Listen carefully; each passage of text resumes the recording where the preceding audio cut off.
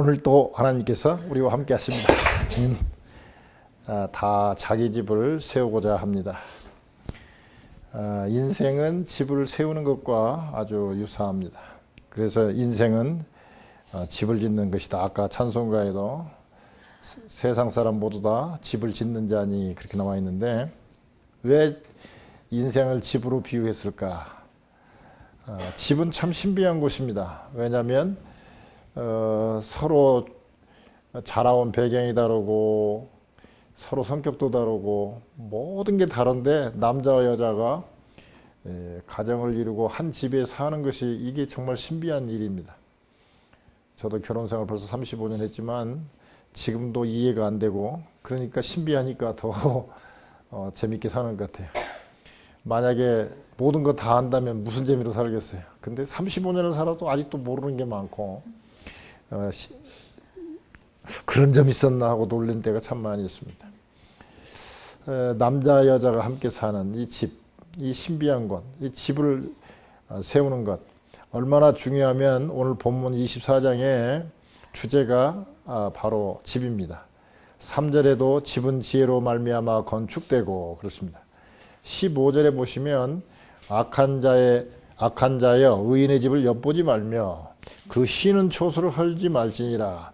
그 쉬는 초소, 의인의 집, 집은 쉬는 초소죠. 세상에 어디서 쉴 곳이 있습니까? 평안을 누리는 곳이 어디 있습니까? 호텔, 침대도 있고 서비스도 좋아도 호텔에서는 아늑함을 느끼기가 참 어려워요. 이 집은 참 초라하게 보여도 집에서 참 이렇게 쉼을 누릴 수 있습니다. 또 27절에 보면 내 일을 밖에서 다스리며 밭에서 예비하고 그 후에 내 집을 세울지니라 그랬습니다. 집을 세워야 되는데, 이 집은 헬라어로 오이코스라고 하는데, 오이코스에는 집이라는 뜻도 있지만 우주라는 뜻도 있습니다. 우리 한국말로 말하면 한울입니다. 큰 울타리, 한울, 우주. 우주를 뜻하는 게 바로 집입니다.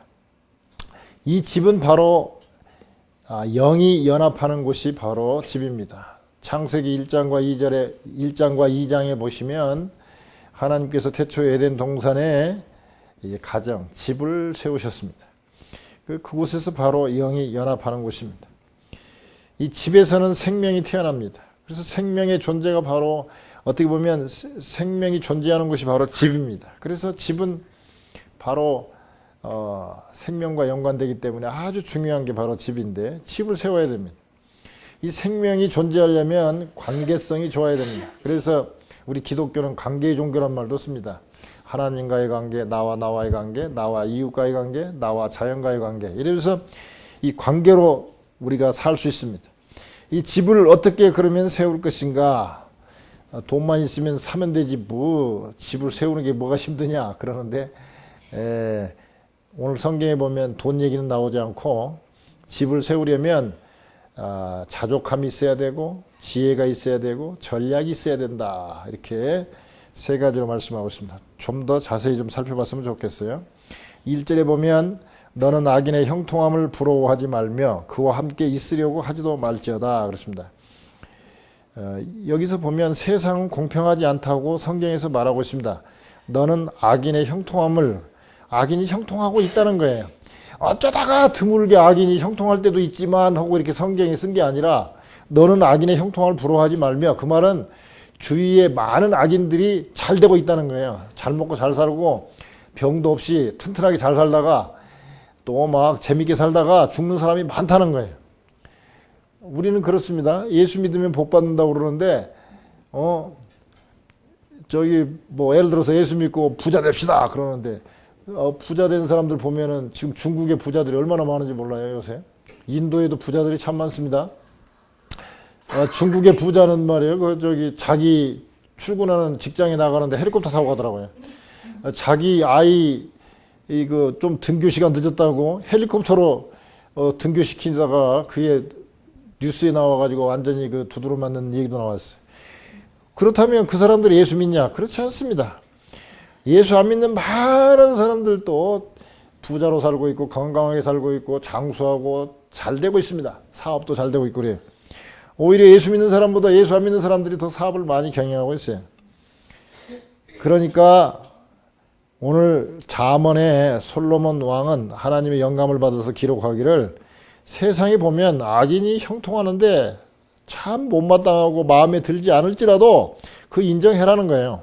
두 번째, 그렇다고 해서 또 그 사람들을 보고 부러워하지 말라는 것입니다. 그리고 그와 함께 있으려고 하지도 말라. 함께 있지도 말라는 거예요. 부러워하지도 말고 함께 있지도 말라. 많은 사람들이 지금 돈 버는 거 부러워가지고 예수 안 믿고 하나님 널리 떠나가지고 막 사업이 잘 되면 거기 어떻게 취직해가지고 어떻게 좀 경력 좀 쌓아볼까 하고 부러워하고 그 함께 그 사업체나 그 회사에 들어가서 일하고 싶어 하는 사람들이 참 많습니다. 부러워하지도 말고 함께 있지도 말라는 것입니다. 시편 73편 2절에서 5절에 보면 아삽이라는 시인이 시를 썼어요. 거기에 보면 거의 넘어질 뻔했다 그랬습니다. 왜? 악인이 너무 잘 되는 것 보니까 악인의 형통함을 보고 내가 하마터면 넘어질 뻔했다. 그 정도로 이렇게 아삽이라는 사람이 얼마나 신실한 사람인데 그 신실한 사람도 악인의 형통함을 보니까 도저히 못 견뎌서 하마터면 미끄러질 뻔했다. 하나님 믿음이 없어질 뻔했다는 거예요. 그 정도로 우리가 집을 세울 때 가장 우리를 괴롭히고 세우지 못하게 하는 게 뭐냐? 우리식으로 표현하면 예수 안 믿는 사람 잘 되는 꼴을 보면 마음이 흔들려가지고 안 된다는 거예요. 우리는 가끔가다 이런 생각을 해요. 아니 머리카락까지 세시는 하나님께서 그러면 우리의 실패와 우리의 성공, 더 악인이 잘 되는 거 그거 모르시겠는가? 아니 하나님 그거 아신다면 악인이 못되게 만들어야지. 왜 악인도 잘 되게 만들고 또 때때로 의인들이 이렇게 고생을 하게 만드는가? 그럴 때에 아유 그냥 믿고 싶지 않고 그냥 세상에 가서 저런 사람들처럼 나도 같이 그냥 마음대로 놀아버렸으면 그런 생각이 들 때가 있습니다. 그러나 그럼에도 불구하고 우리는 말씀을 지켜야 됩니다. 왜요? 요한복음 15장 10절에 보니까 우리가 하나님의 말씀을 지키는 것은 복 때문이 아니고 복 받으려고 하는 게 아니고 주님을 사랑하기 때문에. 왜? 주님이 먼저 나를 사랑했기 때문에. 그래서 사랑하다 보니까 주님 말씀을 지키다 보니까 부수적으로 복이 따라오는 거지. 복은 따라올 수도 있고 안 따라올 수도 있는 거지. 복 때문에 우리가 예수 믿는 것은 아니라는 사실을 우리가 알아야 돼요. 그러니까 예수 믿고 복 받는 것이 나쁜 건 아니지만 복 받기 위해서 예수 믿는 것은 잘못된 것이죠. 이건 순서가 바뀌면 안 돼. 그러면 악인이 형통함을 보고 부러워하지도 말고 함께 있지도 않으려면 어떤 생각을 우리가 가져야 되냐면 큰 그림을 봐야 됩니다. 우리가 이렇게 좁게 보면은 많이 흔들려요. 근데 길게 보면 저도 교회를 이제 다닌 지가 한 50년이 넘다 보니까 많은 데이터를 갖고 있어요. 처음에 믿을 때는 이해가 안 되는 것들이 시간이 오래되니까 이렇게 이렇게 보이는 게 있더라고요. 어떤 흐름이 있어요. 예수 믿는 사람들 보면 뭐 그렇게 특별히 뭐 잘난 것도 아닌 것 같고 뭐 뛰어난 것도 없는데도 조금씩 이렇게 뭔가 인생이 풀리면서 이렇게 안정되어 가고 이렇게 이렇게 점점 나아지는 걸 보이는데 잘 되는 것 같은 사람도 이렇게 한 50년 정도 이렇게 보니까 처음에 잘 되는 것 같은데 지금 아주 어려운 지경에 빠지는 걸 보면 큰 그림으로 봐야 돼요. 아니 뭐 그렇게 봐도 뭐 잘 살고 악인이 형통한 것도 있어요. 그러나 칸트가 그런 얘기를 했어요. 하나님은 분명히 계시고 천국과 지옥도 분명히 있다. 왜? 저렇게 악인이 형통하고 그걸로 잘 먹고 잘 살다 죽어버려 그걸로 끝이라면 의인은 고생 지긋지긋하다 끝나버린다면 얼마나 불공평한 세상이냐. 하나님께서 그렇게 불공평하게 만들지 않았을 것이다. 그러므로 하나님도 계실 거고 분명히 천국과 지옥이 있어서 분명히 악인에 대한 그 응보 또 착한 사람에 대한 마땅한 보상이 있어야 되지 않냐. 그래서 그 사람은 도덕적 하나님께서 존재하는 것을 도덕적 증명을 했는데 그게 바로 칸트의 도덕적 증명이에요. 그러니까 자 보세요. 우리 지금 자연현상을 보면 아주 정교하게 원인과 결과에 따라서 인과율에 따라서 잘 돌아가고 있어요. 이거 누가 했어요? 하나님이 만든 규칙이거든요. 그렇다면 인생에도 인과율이 적용된다면 분명히 지옥과 천국이 있어서 지금의 악인들이 잘 먹고 잘 살아도 지옥에서 그만한 보상을 받기 때문에 지금 이 땅에서 내버려 준다고 우리가 인정할 수 있고, 악인이 형통해도 아이고 저 말로가 안 좋은데 하고 우리는 이런 악인의 형통함 때문에 부러워하거나 흔들리지 않고 미끄러지지 않고 넘어지지 않고 살아갈 수 있는 근거가 된단 말이죠. 여러분 이렇게 폭포 같은 데 보면 나뭇잎이나 뭐 나무가 툭 떨어지면은 물속에 섞어져 갖고 안 보여요. 그러나 조금 있다 보면은 이제 그 폭포에서 쭉 물이 흘러나오다 보면은 나무가 물 위에 떠요. 마찬가지입니다.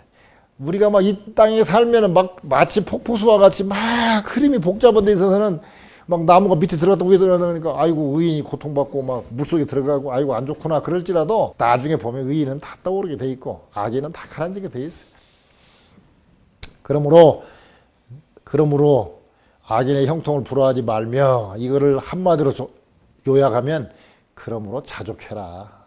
하나님이 지금 주신 이거 가지고 자족해야지 옆에 쳐다보고 이렇게 부러워하고 못마땅하게 생각하면, 그리고 하나님에 대한 의심을 하게 되면 집을 세울 수가 없다는 거예요. 그래서 제일 첫 번째 하나님께서 우리에게 주는 지혜의 말씀은 뭐냐? 악인이 또는 남이 잘 되는 거 부러워하지 마라. 그건 또 그 사람은 하나님이 알아서 할 일이고, 너는 지금 준 하나님의 복 누리고 먼저 만족할 줄 알아라는 거예요. 두 번째, 집을 세우려면 뭐가 있어야 되냐? 지혜가 있어야 된다 그럽니다. 3절에 보면 집은 지혜로 말미암아 건축되고 명철로 말미암아 견고히 되며 그렇습니다. 고린도전서 2장 2절에 보면 내가 예수 그리스도와 그가 십자가에 못 박히신 것 외에는 아무것도 알지 아니하기로 작정하였습니다. 내가는 바울이죠. 바울은 너무나 잘 알잖아요. 우리 바울 사도는 공부 많이 한 사람입니다. 아주 명문대 수석 졸업자예요.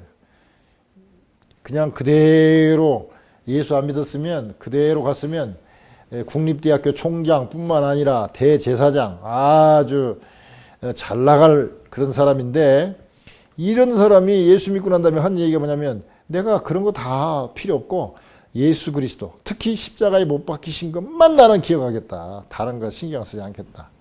즉 예수님이 바로 하나님의 지혜라는 것이죠. 그것만 내가 믿고 따라가겠다는 것이죠.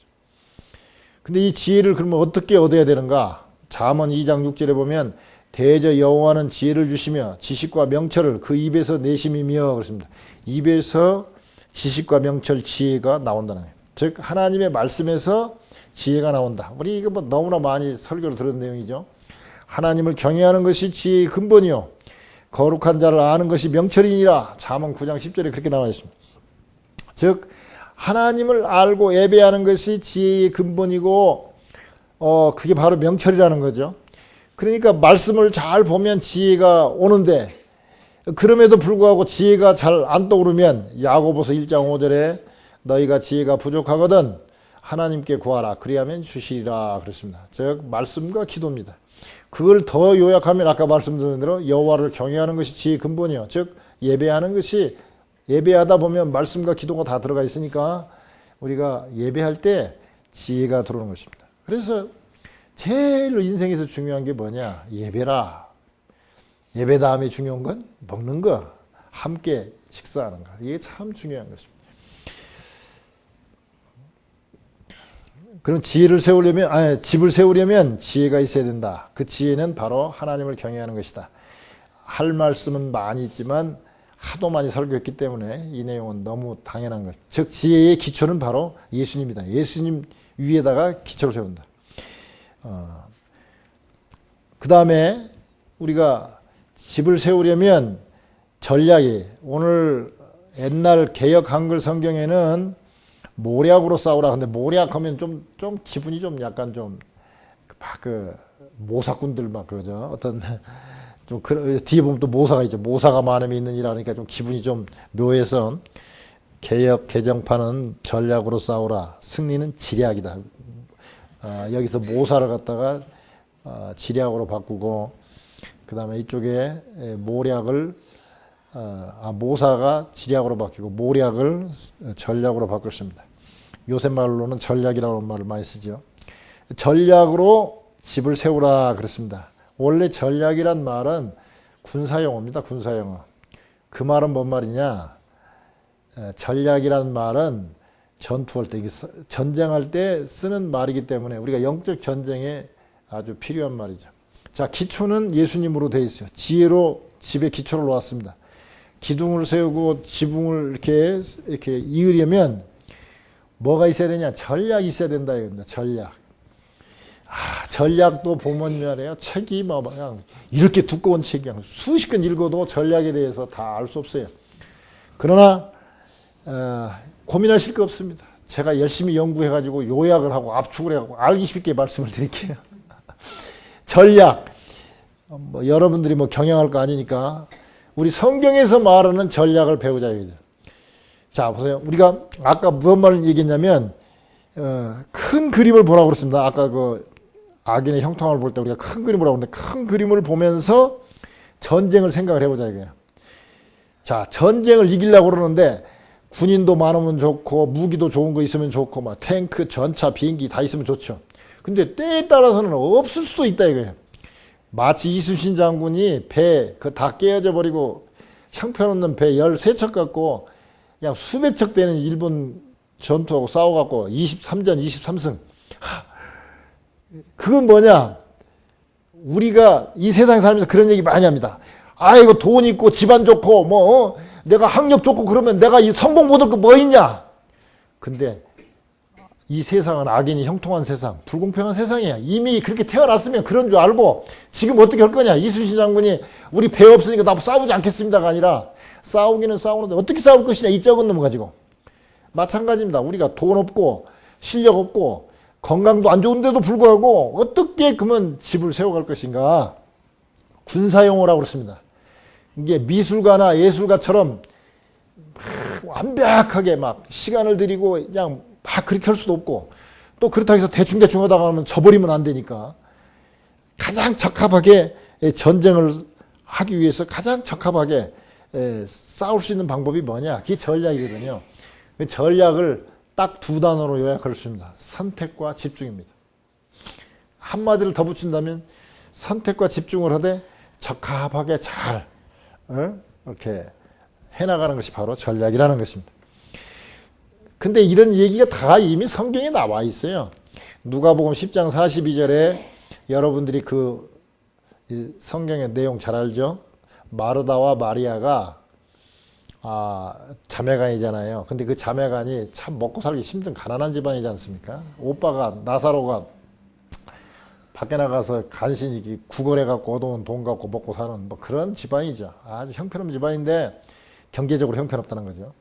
그런데 예수님과 제자 12명이 왔으니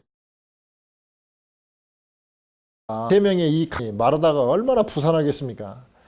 한두 사람 와도 접대하기가 힘든데 13명이 왔으니 얼마나 바쁘겠어요. 부엌에서 막 바빠 죽겠는데 마리아 동생은 말이야 예수님 발 앞에 앉아갖고 그냥 재밌어갖고 이렇게 조금씩 듣고 있는데 얼마나 미워요.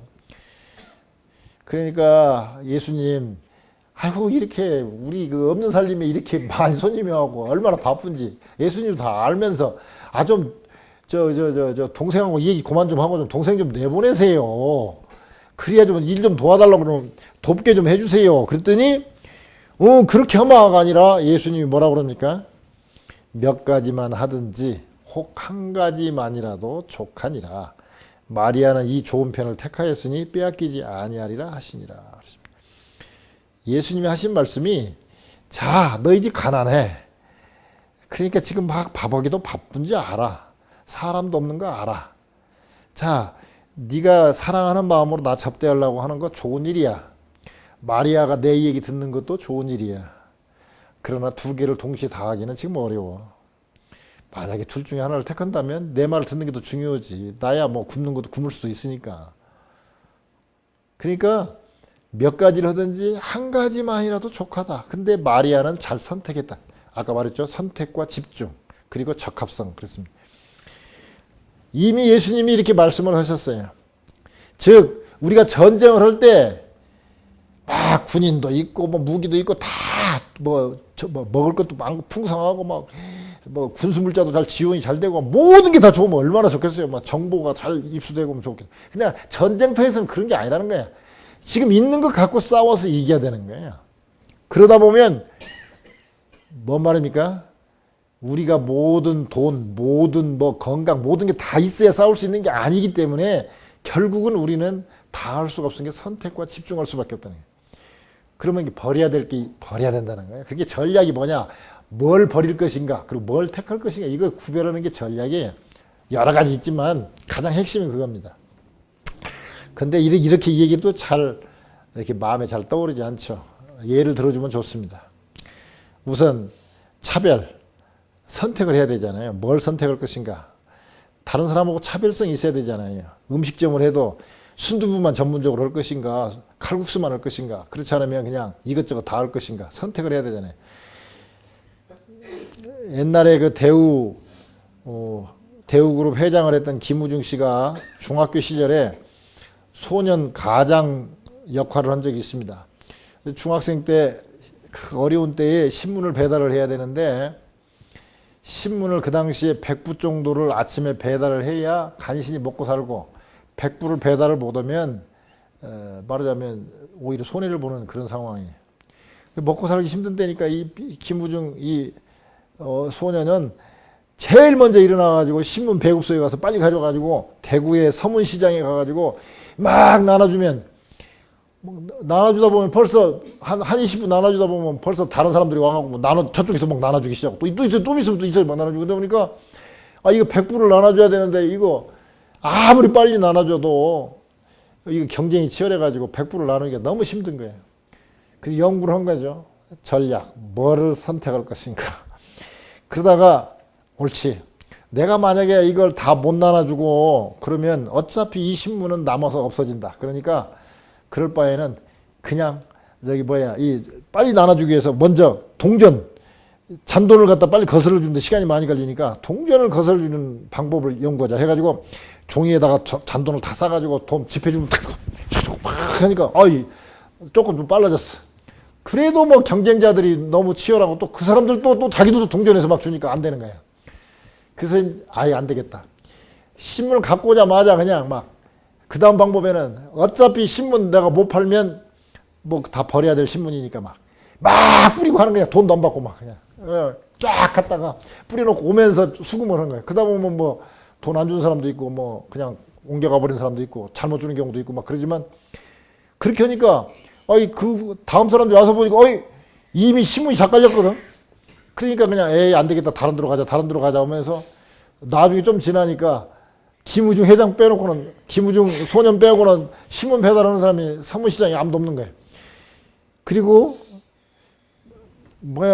이게 수금 해보니까 수금도 뭐 거의 안 되는 게 거의 없더라. 상당히 수금률이 좋더라는 거예요. 거의 뭐 98%에 가깝더라. 그러니까 선 배달 후 수금으로 시장을 완전히 석권을 했어요.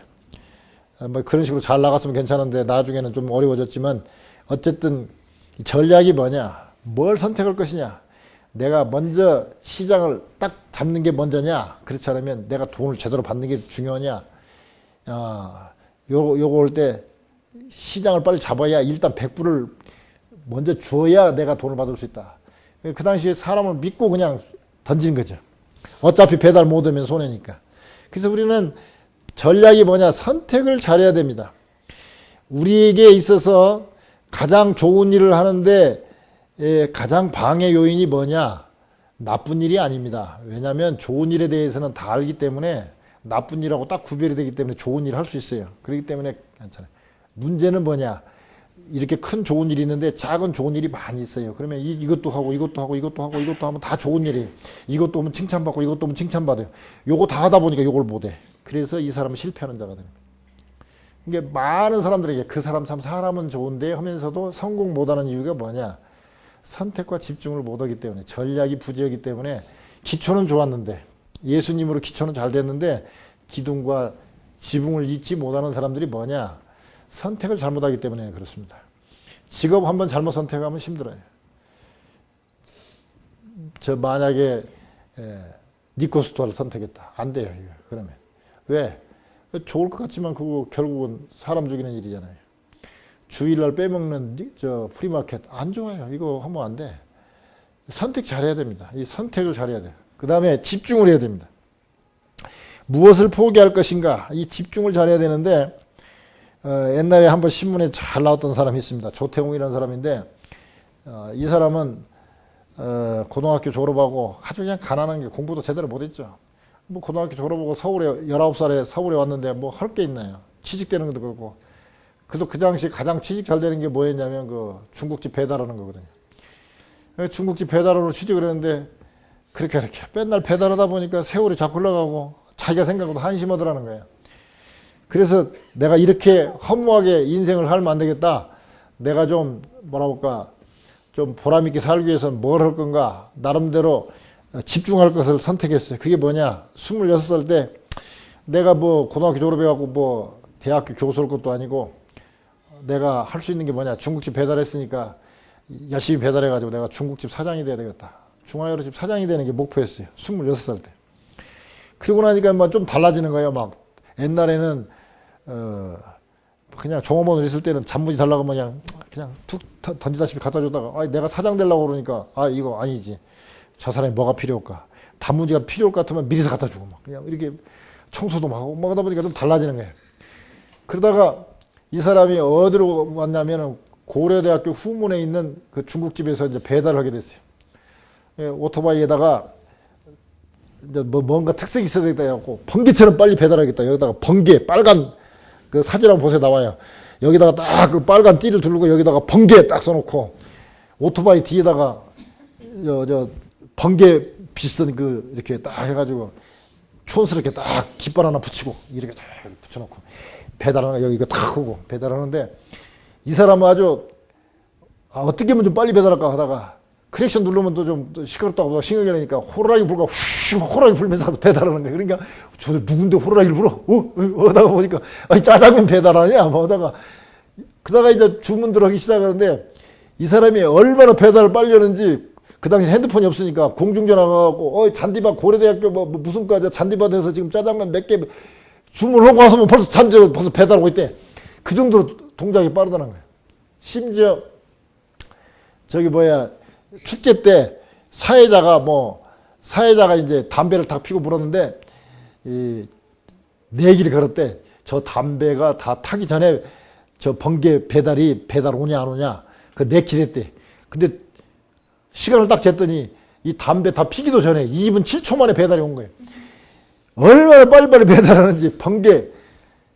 그래가지고 이 사람은 아예 딱 주문을 받으면 주문 받자마자 아주 한 두세 개 더 여분으로 아주 짜장면 더 넣어갖고 가는 거야. 그래가지고 가다가 이 얘기하면 누가 짜장면 하면 거기서 막 주는 거예요. 막. 그래 얼마나 빨라요. 그냥 매상도 팍팍 올라가고.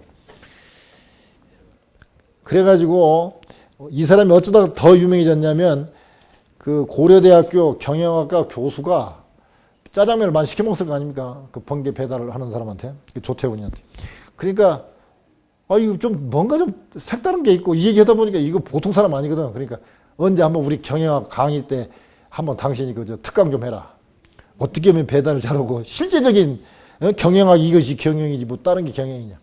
그러고 제가 기억으로 1996년도에 이 조태훈이라는 사람은 고려대학교 경영학과 특강 임시 강사로 해가지고 강의를 했는데 막 인기가 짱인 거야. 막 그냥 뭐 진짜 그냥 딱딱한 강의하다가 막 어떻게 하면 배달을 빨리 할 것인가 막 내가 이렇게 했다 막 하니까 막 재밌어서 인기가 좋으니까 막 이게 소문이 나가지고 막 이제 LG 뭐 삼성 막 굵직굵직한 기업에서 그 경영학 강사로 한 거예요. 그때 막 그 IMF 막 터지기 직전이잖아요. 97년도에 IMF 터졌으니까 힘들 때 막 다들 안 된다 뭐 팔 수 없다 힘들다 할 때 막 조태훈이가 막 번개처럼 나타나가지고 완전히 막 휩쓸었어요. 그러고 텔레비전 방송에도 나와갖고 막 그 초대 손님으로 나가고 그리고 진짜 이 사람이 97년도에 번개 반점 사장이 됐습니다. 그래가지고 뭐 나중에 무슨 경영 연구소 소장도 하고 하여튼 아주 그 당시에 잘 나가던 사람이었습니다. 자, 집중. 내가 이것저것 다 할 게 아니라 중국집 사장 목표 딱 크게 잡지 아니하고 딱 그걸로 잡고 그것도 사장이 되기 위해서 배달을 먼저 잘하자. 번개처럼 배달하자 해가지고 거기에다 집중을 했더니 대학교에서 강사도 하고 말입니다. 그 명문대에서. 그런데 선택과 집중을 하더라도 적합성이 있어야 됩니다. 이 적합성, 이 적합성에 대해서 가장 많이 예로 드는 회사가 뭐냐면 사우스웨스트 항공입니다. 사우스웨스트 항공은 잘 알다시피 제일로 먼저 기내식을 없앴죠. 그 다음에 장거리 비행에서는 경쟁력이 없다고 생각하고 단거리만 주로 단거리 노선만 주로 담당하죠. 그 다음에 좌석 배정을 안 치죠. 노 좌석 배정. 그 다음에 비즈니스 클래스를 없애버렸어요.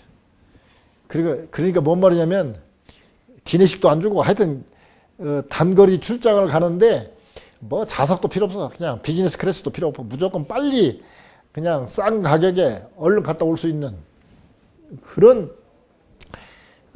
저렴하게 빨리 단거리 출장을 가려는 사람에게 맞췄죠. 그러니까 그래서 뭐 다른 항공사도 이거 흉내낸이라고 많이 했는데 사우스웨스트만큼 이렇게 성공한 그런 비행사가 별로 없죠.